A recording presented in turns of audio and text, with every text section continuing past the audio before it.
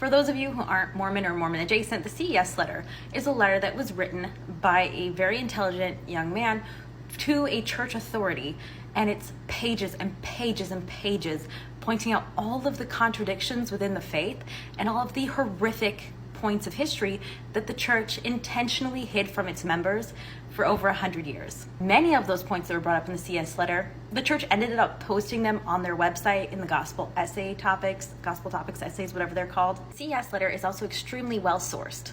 And what happens when you go back and look at the actual sources is that the CES Letter is just like a Cliff Notes version of how horrific Mormon history actually was. Because if you read the CES Letter and you checked the sources and you read those and you came back being like, I still totally believe in this church and this is all fine and dandy, then what you're saying is you're like, you know what's cool?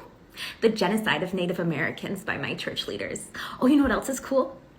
Older men forcing little girls into marriages against their will, in many cases impregnating them. Are you seriously telling me that when you read about how Joseph Smith was sealed to Jane Manning, a freed black woman, and had her sealed to him as an eternal enslaved person, she is his eternal slave, you were just like, that's cool, that's not a big deal to me, definitely not a deal breaker, despite the fact that when the sealing was happening, she didn't even get to go in the temple. There was a white woman who got to go in and do it in her place as proxy, and she sat outside the temple sobbing.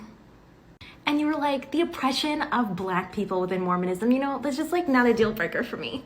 Genocide, oppression of black people, completely not allowing black members to have salvation at all in the early years of the church, and underage brides that were forced to marry these old men against their will.